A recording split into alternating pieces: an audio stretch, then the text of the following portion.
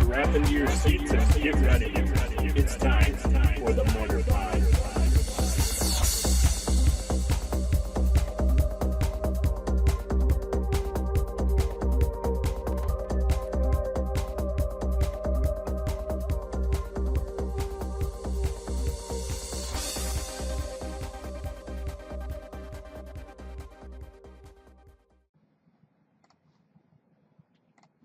Hey everybody, Alex Stevenson, Jake Face here, and we're going to go through some more Born of the Gods spoilers. And then we're going to, because there's not that many more since we last talked, looks like we're only going to have to go through 10. And then we're going to go the SCG event, the most recent one. We'll go over the deck lists, because it looked like there were a couple different ones in there. And then we'll do Weird Harvest to wrap it up for today. But first, let me plug the website, SeemsGoodMagic.com. If you haven't been to my website already, it's where we post draft videos and all sorts of other content as well, constructed videos, modern and legacy. I've got decks for both of those too. So draft, standard, modern, legacy, and eventually vintage when that comes online next summer. I'm excited to dive right into that. They're going to bring Power 9 online, if you didn't know that already. Anyway, SeemsGoodMagic.com, check the website out. It's where all the content goes. I also have a blog that I keep up every couple weeks, kind of let you know what's new and what I'm working on, because we're still working on the board game pretty hard here, and we've got a couple artists on the job, so we're starting to see some sketches of it, but we're still in the beginning stages of the art, and that's going to take a long time. I think it's really hard to appreciate how much time goes into the actual art, you know? Mm-hmm. Like with Magic, you know, the art is so magnificent, but it's really not even closely paid attention to anymore, you know? Yeah. I mean, it is paid attention to, but I don't think a full appreciation to the price and amount of time that went into that picture is really, like, thought about. Because these are really, you know, well done. All of this art is so well done, and they have their standard of quality, you know what I mean? Well, they have like an art team that sets up what the whole look is going to be for the whole set, and then they send that out to each artist, who then makes the art, I guess. You can only imagine the annual budget of their art team. Just their art team, yeah.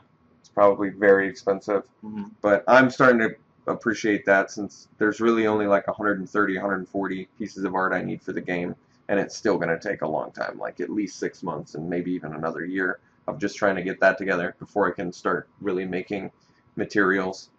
But yeah, so keep up on that. We're still working on the board game, because I've had a couple people ask me that, and it takes a lot of time. But as far as the game mechanics and all that, we're in a really good place.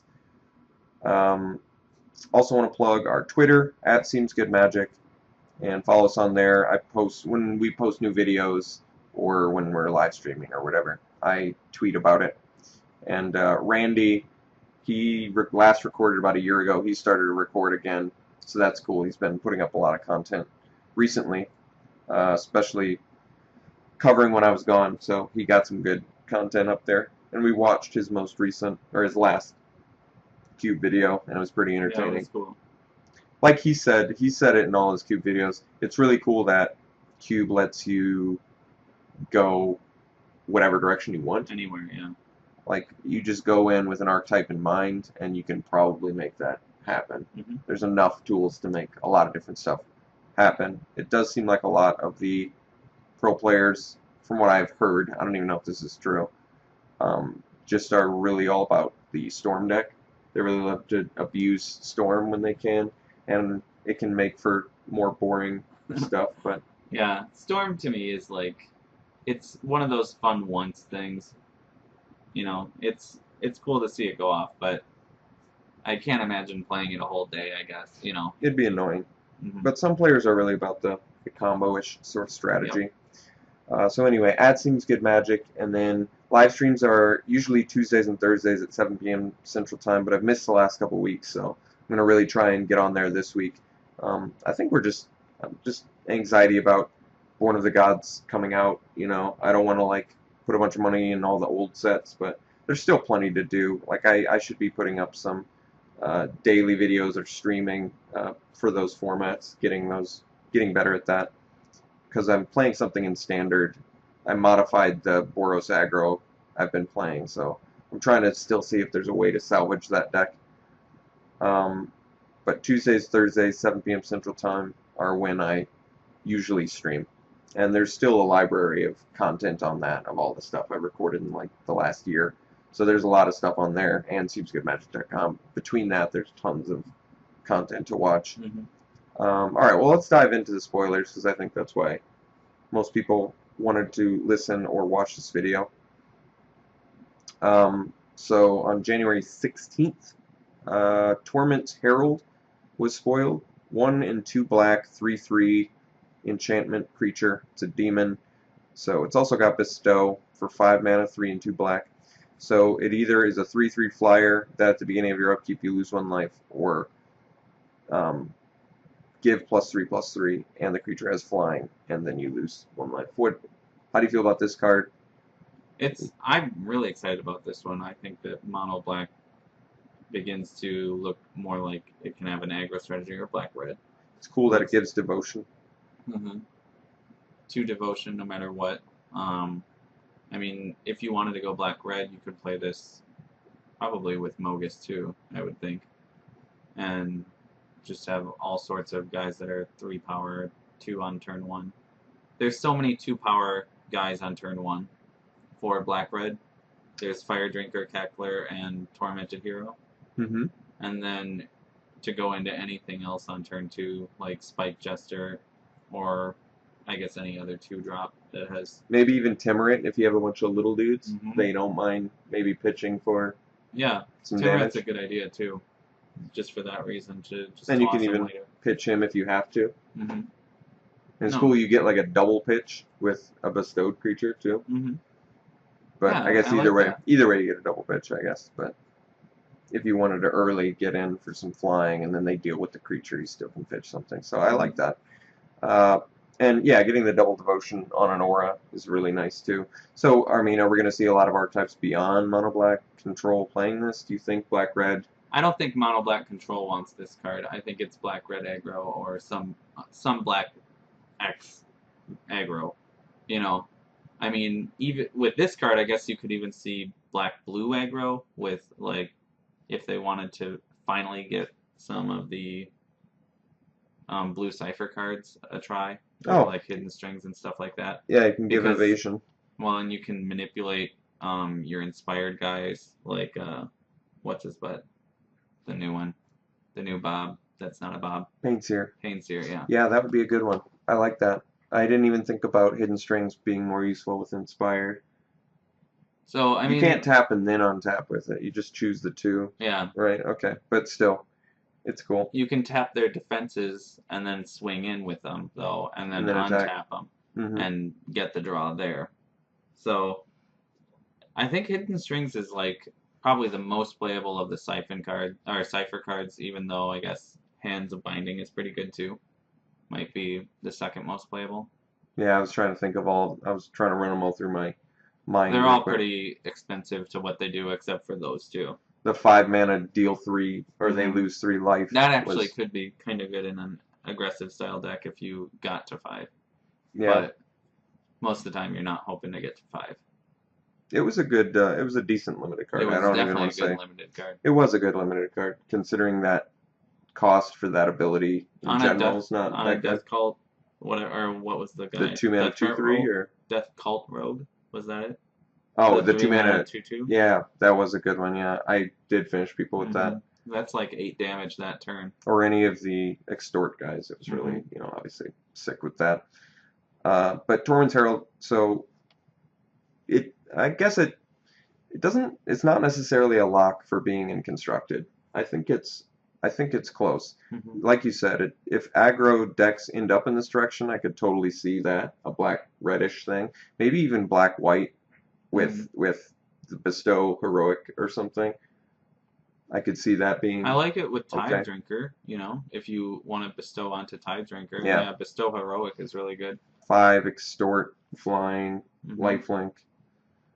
That's good. Yeah. So maybe it is a lock for constructed, but just I do think that there are only a couple archetypes that want to do it.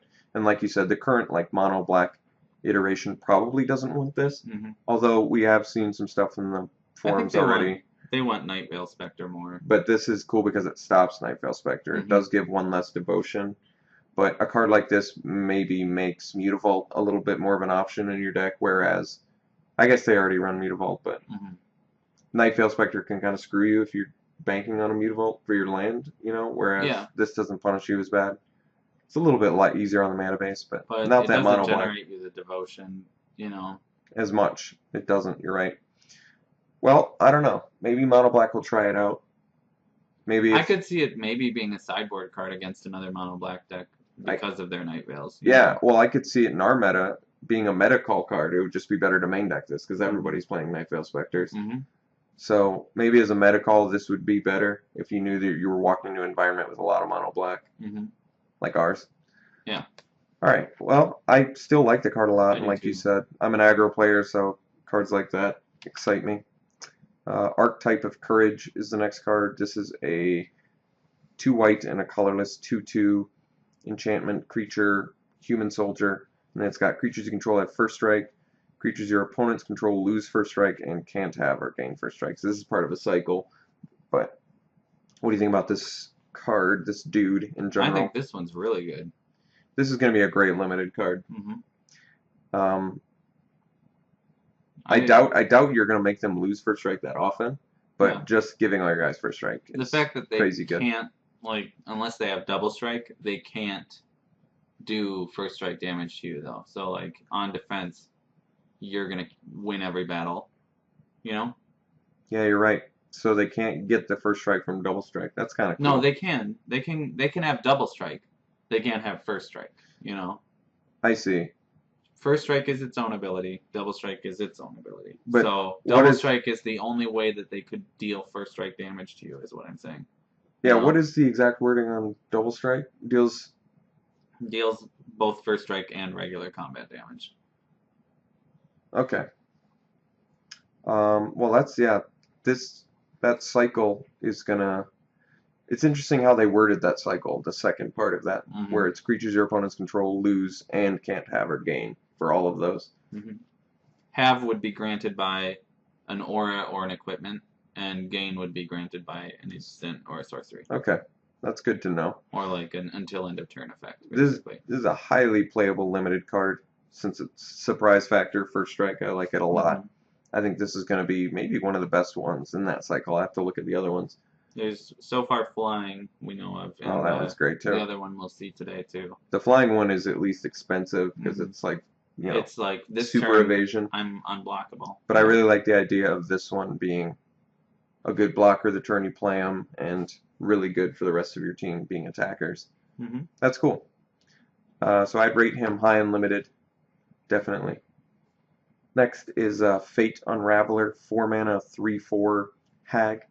Enchantment creature.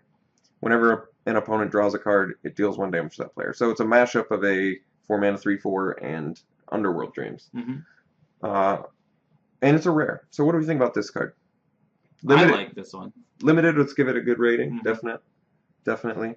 But probably like not good enough for constructed. I like it as a counter to Sphinx's Rev if you're in some sort of black build and you want to sideboard against it.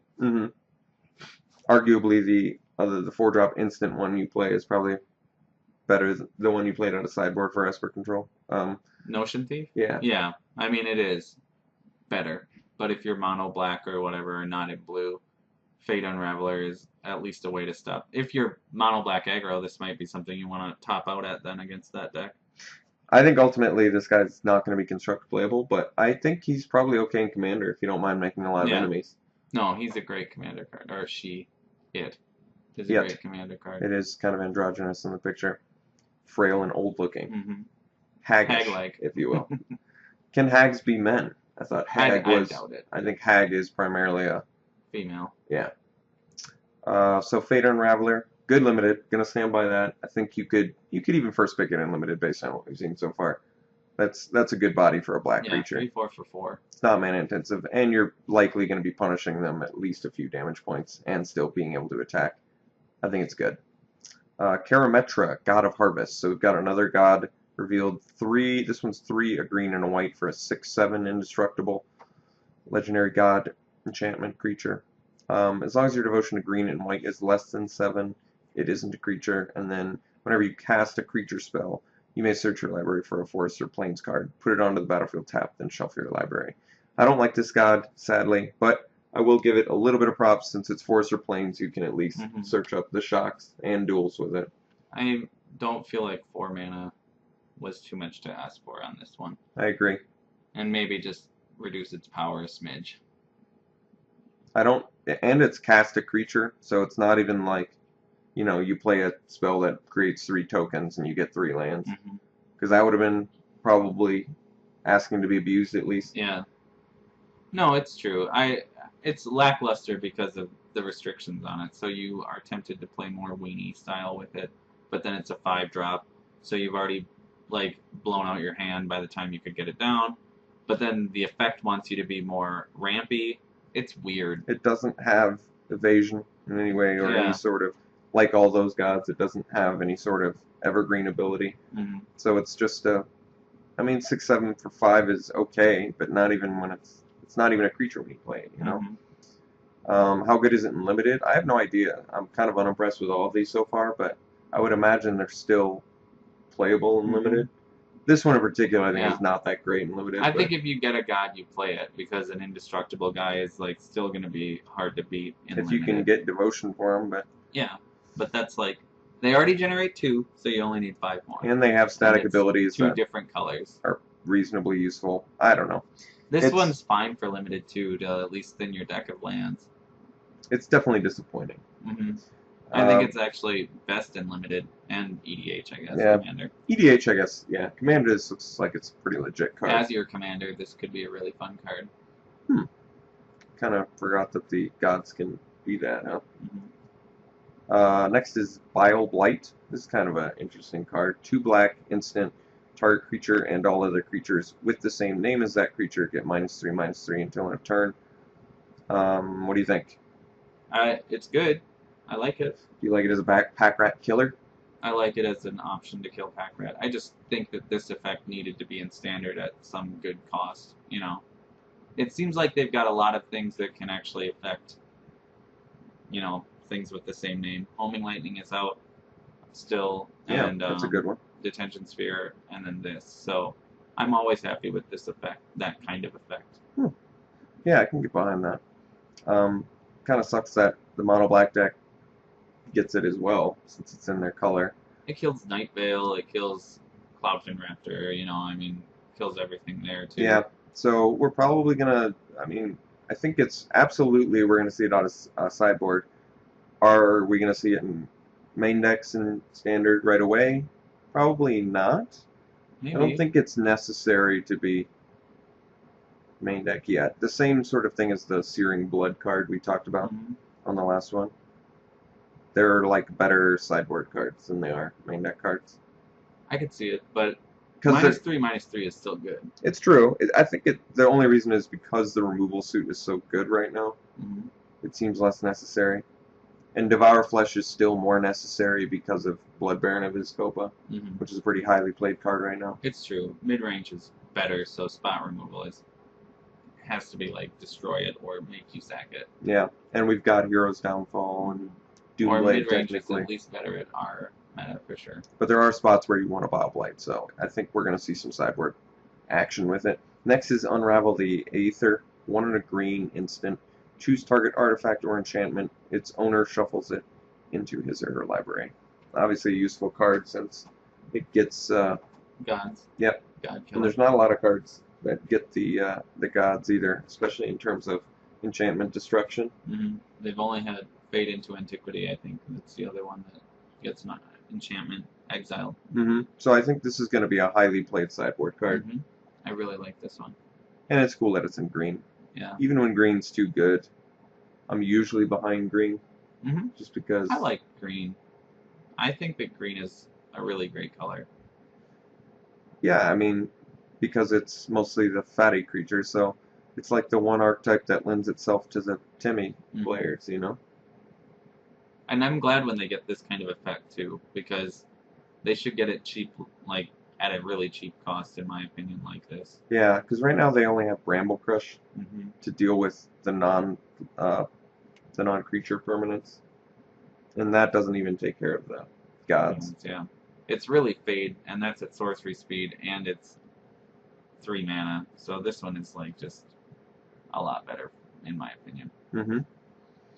Gets rid of Underworld connections too. This is definitely going to see some sideboard play, absolutely. Thassa's Rebuff, 1 and a blue instant, counter target spell unless its controller pays X, where X is your devotion to blue. Okay. Well, I mean, suffers the same sort of fate that the, what was the new Phyrexia counterspell, where they had to be poisoned? Yeah, what was that one called? Whatever that card was called, yeah, didn't really... Something Resolve. Infected Resolve, or non-infected Resolve, but... Well, whatever that card was, there was a 2-mana one that was a counterspell only if they had a poison counter. Corrupted Resolve. Corrupted Resolve. And Thassa's Rebuff kind of, for me, is a little bit reminiscent. But I'm actually curious, legitimately curious, if this could see some sideboard play or something. I'm frankly surprised it's an uncommon, I guess. You know? It's great by itself alongside Nightveil Spectre. Then at least it's a mana leak. But it's not a mana leak on turn 2, you know. True. So it's not, or on turn 3, really, unless you had the turn 1 and turn 2 setup. Yeah, I think it is going to suffer ultimately the same fate as Corrupted Resolve. Yeah. I mean, I like it for EDH, actually, because there you can actually just play it as a... Obviously, you get Counterspell, but you only get one of those. I like it for Crap Draft. Kind of excited to add it to that. For Crap Draft. Yeah, we're back to work on the Crap Draft, so we're going to try and... That would be a cool thing for me to post in my blog, our full Crap Draft list, because that would be a good way for us to keep tabs on what we've got too. So I'll try and do that in the near future here, so you can see.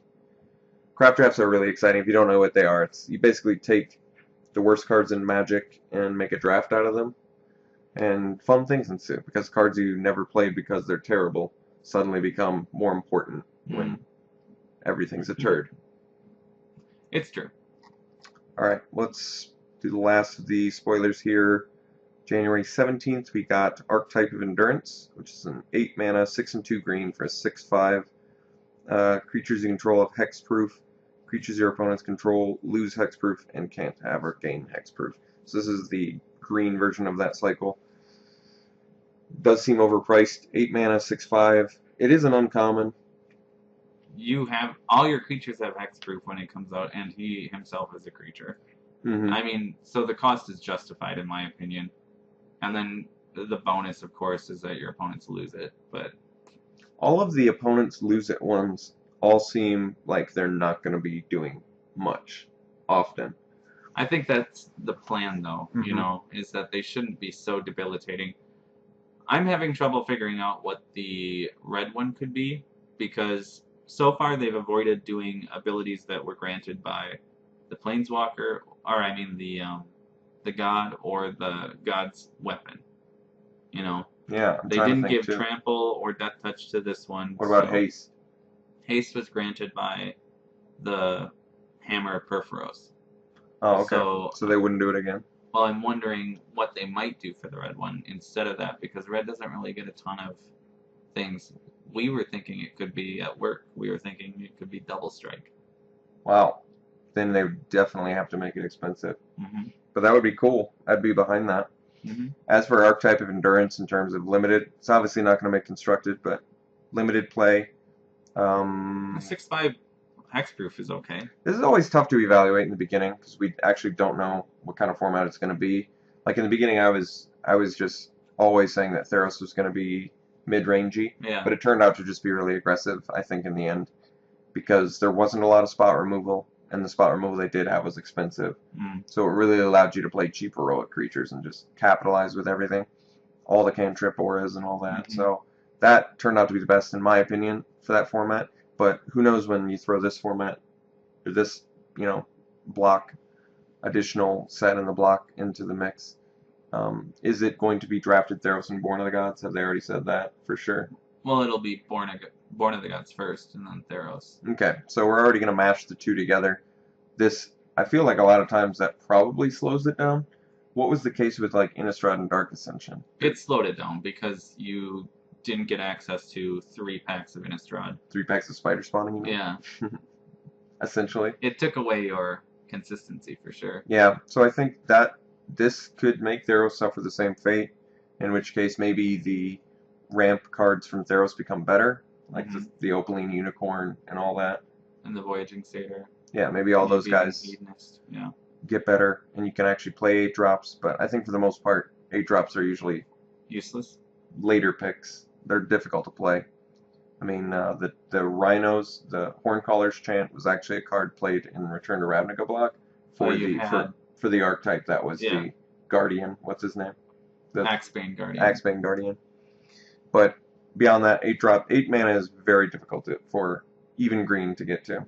Takes a long time. The next spoiler is Brimaz, King of Oreskos. And this is a pretty exciting card right now. 3 mana, 3/4, legendary cat soldier creature. It's got vigilance, and then whenever it attacks, you get a 1/1 white cat soldier creature token with vigilance that's attacking, and whenever it blocks, you get a 1/1 cat soldier creature token with vigilance that's blocking. That creature also. Yeah, blocking that creature. This guy, I heard him compared to Hero Bladehold, and I can see that comparison. They're a little bit close. They're pretty close. Potential to get 2 tokens out of it. Hero of Bladehold is more Omega Bomb damage, but Brimaz comes down faster. Like, this guy's turn 2 possibility, you know? Yeah. Hero's a better follow-up to Wrath. Supreme, or Wrath. But, you can't deny this guy's not bad. No, he's a great follow-up too. But Hero could also deal 7 damage the following turn. You know, this guy will only deal 4 that following turn. Yeah, you're right. As is, he's a $23. Well, last I heard he was $23 card. I think he's likely to go down. I think so too. And the reasoning I said to Jake was, right now, Master of Waves is in arguably the best Tier 1 deck right now, or at least was. It's still highly played. The Mono Blue Devotion deck is definitely Tier 1. Arguably the best card or deck in the standard format right now. And Master of Waves is only like $12 a piece. So him at this Brimaz guy being $23, I think, is a bit overpriced. Let's talk about all the decks that want him. Some sort of Devotion deck could benefit from him, White Devotion or anything like that. Yeah. Obviously, like the green-white aggro deck, would love to have this card as an addition. Still good alongside Smiter, whatever. The white weenie deck. Yeah, I would love this card. Is going to love this card. The mono white aggro deck is a great place to top out at. Any other archetypes? What else is in? What are all the white archetypes in general? Like, I don't think the control-y deck, even one sit out of sideboard in the mirror, they probably have better options. Yeah. I mean, it's not bad, but I guess it does present something that you need your Supreme Verdict or Detention Sphere to deal with fully, you know? Yeah, that's true. Detention Sphere just takes care of it, though. Or the soldiers if they need to, eventually. But, okay, so maybe not control lists, not wanting to play it. It's not a human, so any of the human lists don't really care about it. Yeah. And he produces cats as well, so. Okay, so it does seem like there are a lot of white archetypes that he is going to be played in, but I don't think that he's going to retain his 23. No, I don't think so either. I think $10 about, or even standard. Yeah, or even Master of Waves price. You know, the $12, because Master of Waves is highly played, unarguably, and it's a mythic, and this is a mythic. So but these are mythics that are built to do one thing, and that's like deal damage. You know? And one more thing too, the smaller set thing. This is also in a smaller set than Master of Waves, so that means more of them will be opened. Yes. But I mean, Hunt Master of the Fells, you know, that was in Dark Ascension, and Sorin too. And they were both at $20, right? Yeah, it's just strange then. I don't know what the explanation for why Master of Waves is cheap. Hunt Master is a flip card. Master of Waves is just only good for one deck. True. So Huntmaster is actually multi-format too, Mhm. and it was lended itself to maybe a couple archetypes, even though it was You could do multicolor. Naya with flashing with Restoration Angel and stuff like that. That's a good point. So the fact that Brimaz lends itself to multiple archetypes makes me think it's going to be more expensive than Master of Waves. So maybe we're looking at like 15 or 16 or Yeah. something. But like above 20 right now, I Yeah. think is a little bit too He pricey. does, I mean, comparing him to Hero Bladehold, he does only 4 damage. I guess over the course of the 2 turns that you would get to deal damage with him versus Hero Bladehold. You're still doing less, Yeah. right? Well, he I comes guess, down a turn earlier, or the same amount, and then maybe. you deal 4 the turn that you play her, and then she deals 7, and it's 8 the following turn. Oh, okay. So he does more or it over. would be 9 actually that turn. So he could do more overall. But if she got 2 attacks, you're only adding 4 more to the 2. So wait, it wouldn't be 9 the following turn. Sorry, it would be 4 the first turn, and then 5 the next turn. So 9. Well, 9 total. Yeah, you're right. We are going by total. So you'd add another 6 the following turn and go to 15. And she would have only done 14. With Hero, it would be huge. Or no, because you get the Battle Cry Cry on the next 2 as well. Yeah, you get 2 more. It's so, enormous.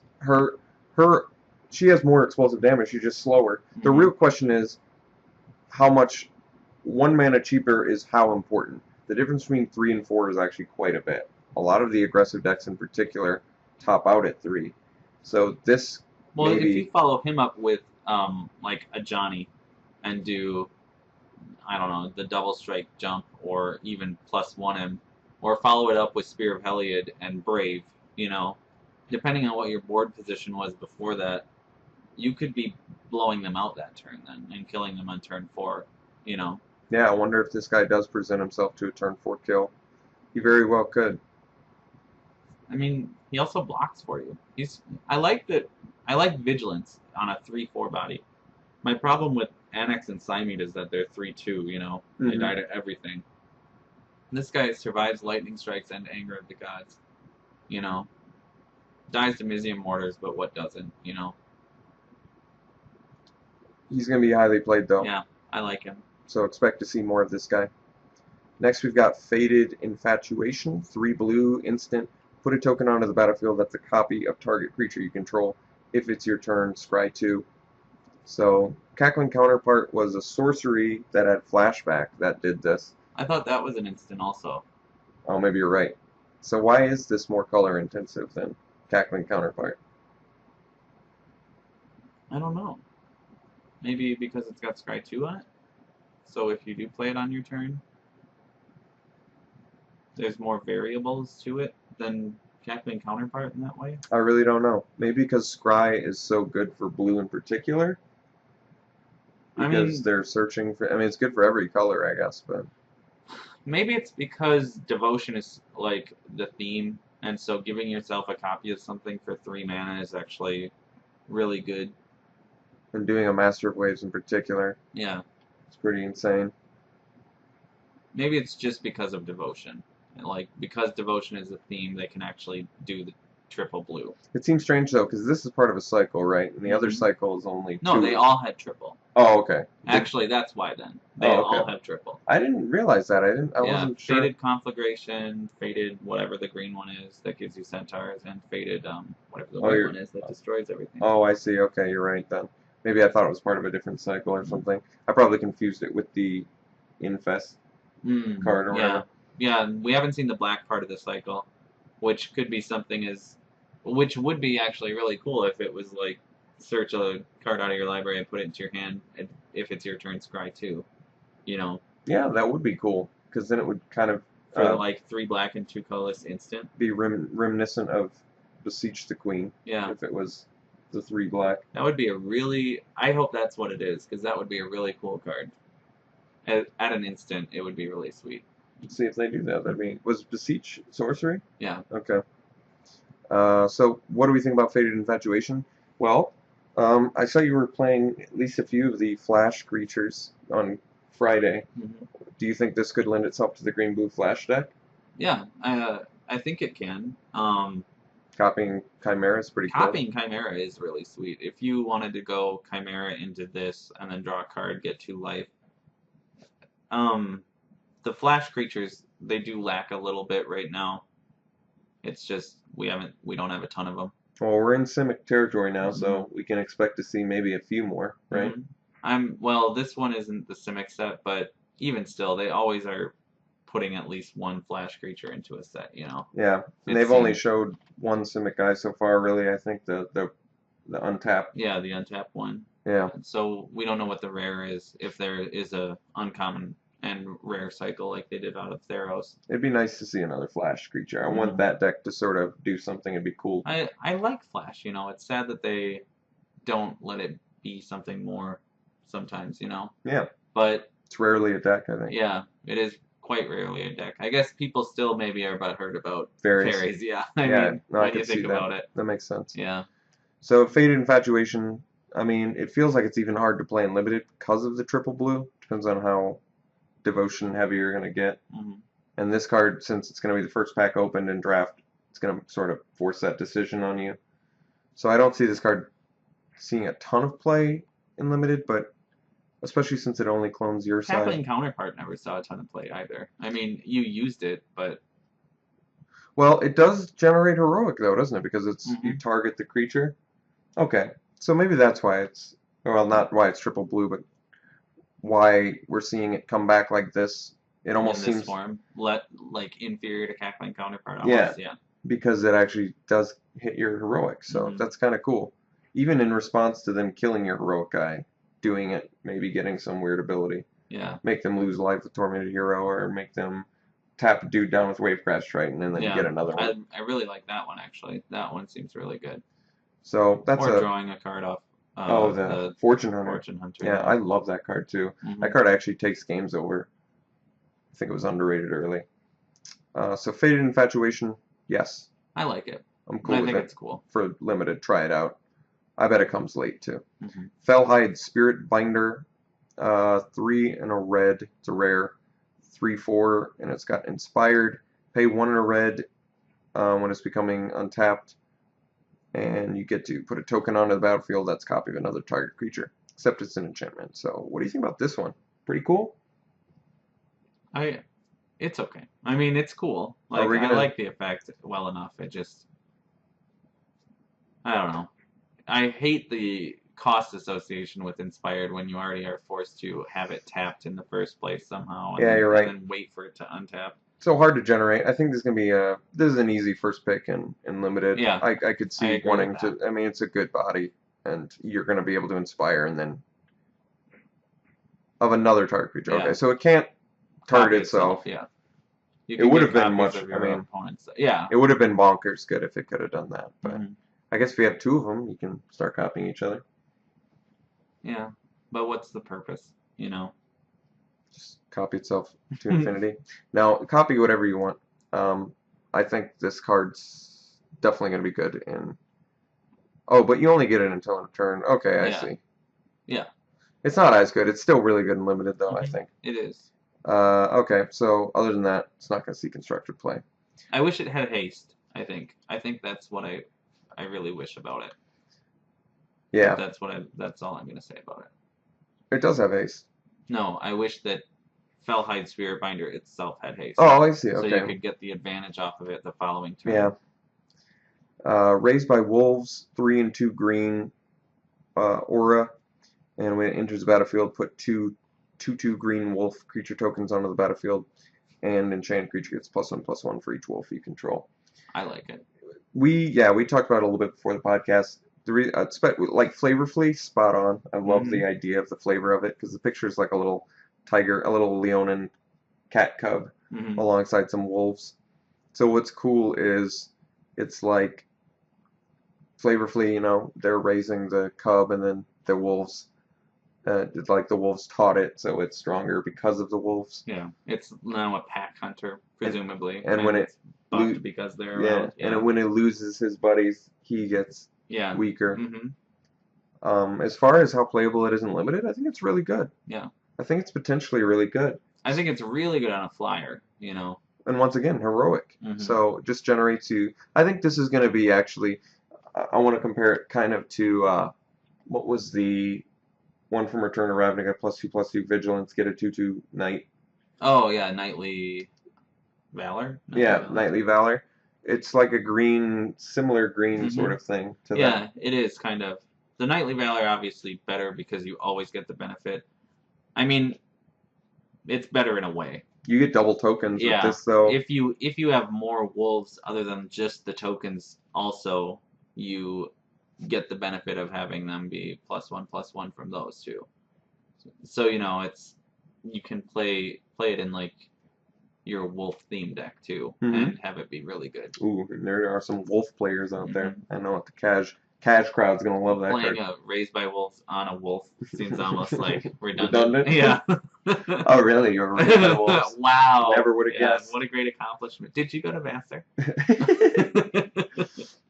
So cool limited card, and I think it's probably going to be played as much as Knightly Valor, which was highly played. And this Mhm. double soak is a heroic. Reap what is sown, and this is comes from a line fairly recently in the last couple blocks Mhm. of a green-white card. So it's a green and a white, instant speed. Put a +1/+1 counter on each of up to 3 target creatures. So immediately similar to Common Bond, which we just saw in Return of Ravnica, but Or and travel preps. then travel preparations from Innistrad. Mhm. So overall, I think it's the worst of those three because you have to have the It 3 is creatures to instant. get the full It value. is instant. Unlike travel prep, Yeah. but like Common Bond gets you 1 less counter, but you can double up on 1. Mhm. So So you can potentially boost one guy stronger, then this will let you boost that same one guy. But after saying all of that, I still think this card is very playable in this format in particular because of the heroic. Mhm. So I think this is still a high pick.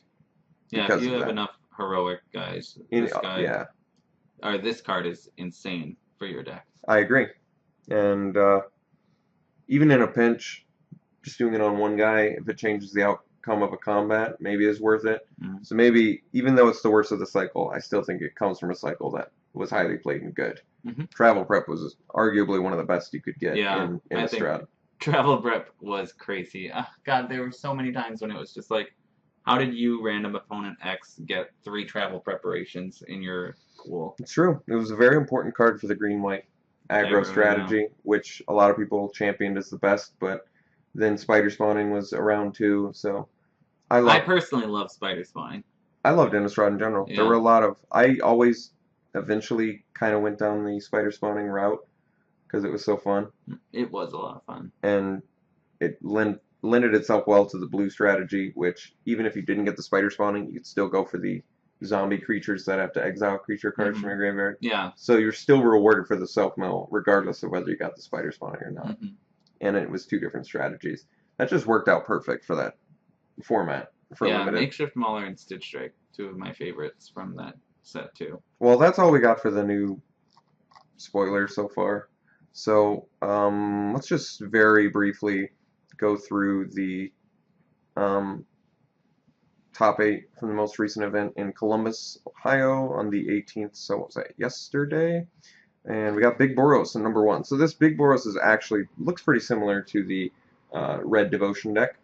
But we've got the Reckoner, Chandra's Phoenix, Stormbreath Dragon, Young Pyromancer, Perforos, Pyromaster. Elspeth's the addition that in my opinion, separates it, and the Assembled Legion main deck. So they're calling it Big Boros, I'm guessing, because they're starting to run Token generation main deck like that, alongside the Perforos. Which is cool synergy. I Yeah. like it. In general, Elspeth and Perforos and Assemble seem really fun and good together. So it'd be cool to see more of this deck. It was the direction I was thinking about going when I was going to trade for some Reckoners. Yeah, and actually Perforos is really good with Phoenix and Pyromancer too. I didn't even realize that synergy. Yeah, you're right. Good call. Especially with all the burn it's got. So this is a cool looking deck. Another Elspeth out of the side for, I guess, more control or something, because it's all you need against them. I guess, yeah. Cool. That looks like a fun deck. Let's see if there's anything else. Pretty similar thing in second place. Let's see if there's anything else unusual, though. Let's just see what the monster decks are doing nowadays. Same Planeswalker spread, it looks like. Yeah. Still doing Polychronos. This one's doing Arbor Colossus, so maybe it was anticipating a lot of mono black control.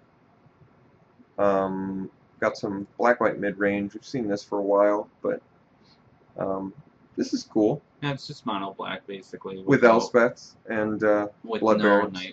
Night Veil Spectre and with Blood Barons and Elspeth. Yeah, it is interesting. Maybe the Night Veil's not necessary.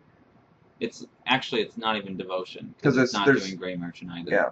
So instead of doing the, I actually can get behind this style of deck. This is cool. Blood Baron should generate you enough life actually to justify taking out the Grey Merchants. I can see. The double Last Breath main deck is really cool too, because you can do it on yourself with the Mutavault to gain 4, as well as kill their Mutavaults with it in a pinch, so you don't have to use Hero's Downfall on that. The one of Doomplade's probably a wise choice. Taking out the one Devour, so going 3 Devour Flesh, 1 Doomblade, because maybe you're not anticipating seeing a lot of other Blood Barons. Yeah. Or Witch Stalkers. This looks like a cool option for the mono black. Back off from the Grey Merchant idea a little bit. Gives you more spell tools to use. Yeah, Grey Merchant is it does require you to go a little heavy into the permanents. And people are ready for it now, you know. Let's see if the other one's doing essentially the same thing. Yep, looks like it is. Maybe they were buddies playing, I don't know. And then we've got Mono Blue Devotion. Let's look at the America Control real quick here. So we've got, where is the red? Am I missing something? Here, let me do that. There is no red. Just called it America? That's weird. I don't know if they got the name wrong or what, or if I don't think he was playing a prank. It's just that's weird. Maybe he was, but there is no red in this deck, so it's essentially just a blue-white control list. Win cons being 1 Aetherling, 3 Elspeth. I don't really consider Jace a win con, but I guess if you ultimate him, you can steal. I've won with him because of ultimate. So. Okay, so it is possible. Triple Mutavault. Usually you don't see that many Mutavaults in a control build, but the blue-white doesn't really have a hard mana base. No, it's a really simple mana base actually. So a lot of counter spells in here. We're talking Syncopates, Dissolves, 4 Last Breath main deck. This looks like a cool option for that deck. 4 Detention Sphere. They actually have a very good removal suit. I like it. This looks like it could be a solid list. But it is not America, contrary to name. Yeah. All right, let's go to Weird Harvest here this week. Oh, wrong one. Weird. Do it anyway.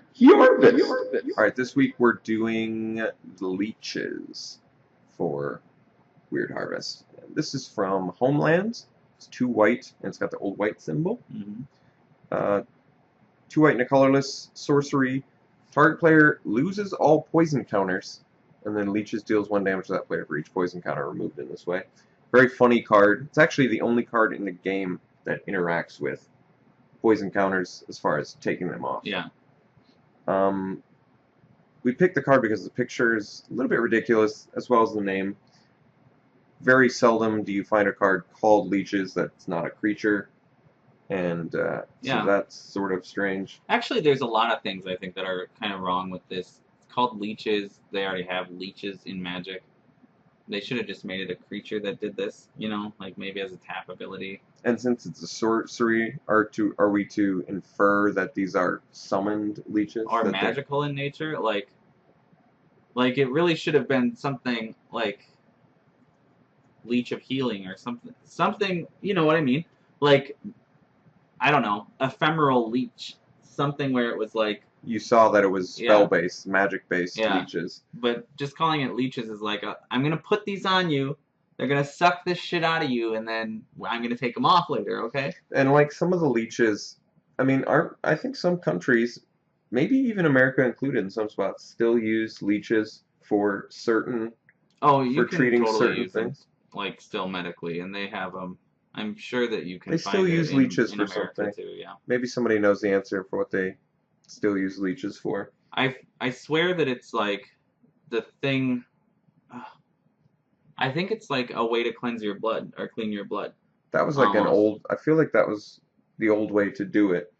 But yeah, I don't know. I do know that leeches historically were like really the magical creature. They could Mhm. really heal infection well. It was, and maggots too. Actually, would eat infectious like tissue, dead tissue, and stuff too. So Clean wounds. I don't have a problem with this card flavorfully Yeah, in that I think it respect. does what I think it says what it wants to say. It's just that it doesn't really make sense. And we had talked about what color it should really be, and Yeah, it doesn't feel white. no, and I'm actually more on board with it being green, but it should have just completely abolished the tokens, not or the counters, not at a cost of your life. Yeah, it already I is. think that's like it's so narrow already, and Yeah. this was printed in a set where there were no poison counters either, so this was just kind of a random put it in their card. So silly. Yeah. I think ultimately I wouldn't even dare put this in the crap draft. Yeah, I don't even think now that I'm thinking, I don't believe there are any cards in Ice Age or Alliances either that had which would have come out right previous to this Jeez. that had poison counters. Just an all-around silly card then. The picture is like this, I guess a healer, but it looks like a rogue or a turncoat or something, and it's hovering over this man who's just wearing short shorts, booty shorts. Yeah. He's just got out of Club whatever. What is that one? What, Club 52? Yeah, Club 52. He's just covered in leeches. And so just all around weird card. And like you said, if there really wasn't poison counters at the time it came out, that's so that's a whole new level of narrowness. Not even good enough for my crap draft. I mean, poison counters existed before that. You know, like I'm not saying that they weren't around, but they were not direct, like actually in the set that the card was printed in. So silly. Nor were they included in the previous like 3 or 2 sets. You know, or 2 expansions prior to. Well, yeah. Well, I can assure you they're not going to reprint leeches. No. If they ever. Mark Roseward already said he doesn't want people to be able to get rid of poison. Like, he wants it to feel like. Well, leeches put the kibosh on that plan, Mark. Well, he said no longer. From so now on. leeches will be the. So he did address leeches. Yeah. That's too bad. He said it's not going to show up in Scars of Mirrodin back then. So kind of a silly picture, silly color that it's in. Concept's fine. Yeah, conceptually it's great, actually. The time it came out is ridiculous. Yeah. Plenty of things weird about this card. Alright, so that's it for this week. We're going to have more spoilers for you next week, I'm sure. Yeah. This has got to be a big spoiler week. Yeah. Well, Monday the full set is spoiled, so... Today's the 19th. So or the following we're Monday, recording this on the 19th, so I don't know. So like the 28th, I don't know. I don't know how much we're going to have spoiled for you next week, but it's going to be plenty more, I'm sure. Alright, well that's it for this week. I hope you enjoyed it. At SeemsGoodMagic, Twitter, stream times, Tuesdays and Thursdays, 7 p.m. Central Time, and visit SeemsGoodMagic.com if you want to see some exciting content. Cube, Standard, Modern, Legacy. Alright, see you guys later. Later.